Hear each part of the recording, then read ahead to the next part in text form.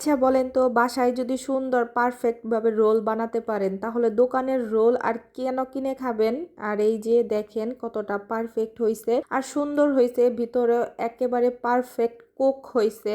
তো রেগুলারই প্রতিদিনই আর কি সন্ধ্যার টাইমে একটু টুকটাক নাস্তা বানাই দেই, তো এই কারণে আমার আব্বাজান এখন প্রতিদিনই সন্ধ্যাবেলা ভাত খাবে না আর কি, রাত্রের বেলা ভাত খেতে চায় না, এই যে কিছু না কিছু নাস্তা খেতে চাইবে, তো তার জন্য আর কি বিশেষ করে এইটা ওইটা বানানো। চলেন তাহলে দেখে আসি কিভাবে বানাইলাম এই এত সুন্দর রোলটা। তো বানাইছিলাম সবজি রোল, যেভাবে দোকানে বানাই সেভাবে বানানোর চেষ্টা করছি, জানি না কতটুক হয়েছে আর আপনারা কতটুক দেখে বুঝতে পারতেছেন। এখানে আমি গাজর, আলু আর বরবটি আমি এইগুলা কেটে নিছি একেবারে ছোট ছোট করে, আর সাথে দিব মুরগির মাংস।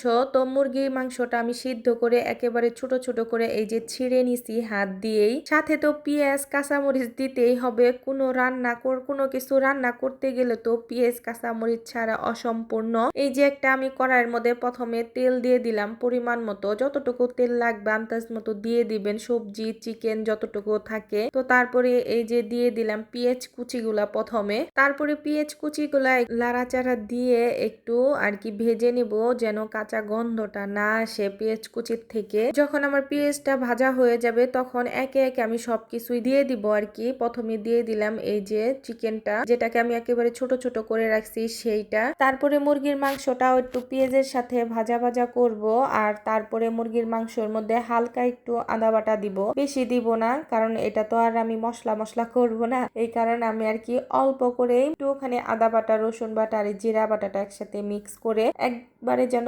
মানানসই ওইভাবেই অল্প একটু 1 চিমটি বলতে পারেন ওই আন্দাজে দিয়ে দিব। আদা বাটাটা দেওয়ার পরে হালকা একটু পানি দিয়ে মুরগির মাংসটা আর কি একটু হালকা কষায় নিব। কষানো হয়ে গেলে একে একে আমি যে সবজিগুলা কেটে রাখছি সেই সবজিগুলাও সব দিব। সবজিগুলা দেওয়ার পরেও কিছুক্ষণ নাড়াচাড়া করব, বেশিক্ষণ সময় নেব না কারণ এগুলা একেবারে ছোট ছোট করে আমি একবারে মিহি করে কাটছি, বেশি হইতে আর কি সময় লাগবে না।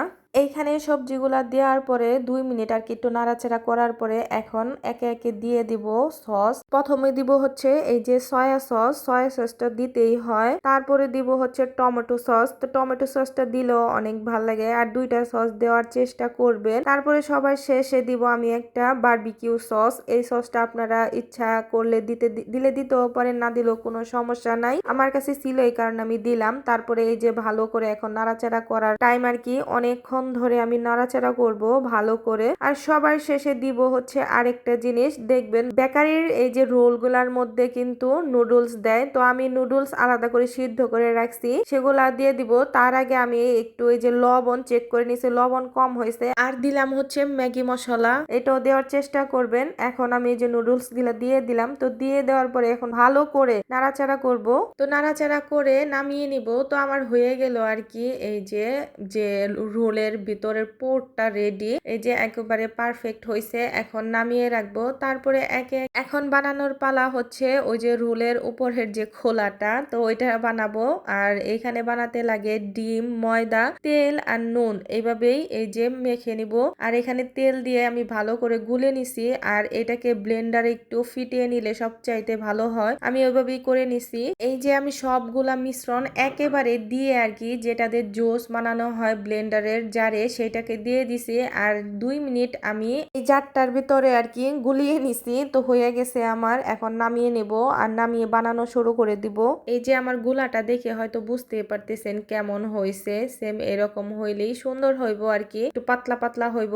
এখন একে একে সবগুলাই বানিয়ে নিব। এই যে একটা কড়াইয়ের মধ্যে প্রথমে আমি একটু তেল দিয়ে ব্রাশ করে নিছি কড়াইটা, তারপরে একে একে দিয়ে দিব, ওই যে রুটির মতো করে আর কি বানাবো। তারপরে এই যে কড়াইয়ের মধ্যে দিয়ে একটু ঘুরিয়ে তারপরে রুটির মতো গোল করে বানিয়ে নিব, ওই যেরকম আমরা পাটিসাপটা পিঠা বানাই সেম ওইভাবেই। আপনাদের সুবিধার্থে আরেকটা বানিয়ে এই যে দেখিয়ে দিচ্ছি, এইভাবে গোল করে নিয়ে তারপরে 1 মিনিট ঢাকনা দিয়ে ঢেকে রাখলে সুন্দর পারফেক্ট হয়ে যাবে, এটা বেশি সময় লাগে না। এই যে তারপর রুটিগুলাকে এইভাবে এনে তারপরে এখন ওই যে আমি যে ভিতরে পুরগুলা দেওয়ার জন্য সব বানাই রাখছিলাম সবজিগুলা, নুডলস, ওইগুলা সব একে একে এইভাবে সব দিয়ে দিব।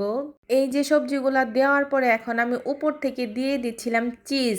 এটা আপনাদের ইচ্ছা দিলে দিতেও পারেন, নাও দিতে পারেন। চিজটা দিলে মনে হয় আর কি সুন্দর খেতে ভালো লাগবে, শুধু তাই দিছি আমি। এই যে ঘষনির সাহায্যে চিজটা দেওয়ার পরে এই যে রোলটা পেঁচিয়ে নিলাম, সবগুলা এইভাবে বানিয়ে নেব। তারপরে এখন হচ্ছে ভাজবো শুধু তেলে। তেলটা আমি প্রথমে অনেক গরম করে নিছি, তারপরে গরম করার পরে আমি একে একে এই যে রোলগুলা দিয়ে দিছি, তারপরে বেশ কিছুক্ষণ উল্টিয়ে পাল্টিয়ে ভেজে নিব। আমি সবগুলা দেই নেই, 2-3 বার করে ভেজে নিছি আর কি। এই যে আমার দেখেন রোলগুলা কত সুন্দর হয়েছে, আস্তে আস্তে ভাজতে হয়। তো আজকের রেসিপিটা কেমন লাগলো কমেন্ট করে বলতে পারেন, আর বাসায় ট্রাই করলে অবশ্যই খাইতে সময় আমার কথা মনে করবেন, আর ভিডিওতে দিলে তো অবশ্যই আমাকে মেনশন করতে পারেন। তো আজকের মতো এখানে বিদায় নিয়ে নিচ্ছি। সবাই ভালো থাকবেন, সুস্থ থাকবেন। আসসালামু আলাইকুম, আল্লাহ হাফেজ।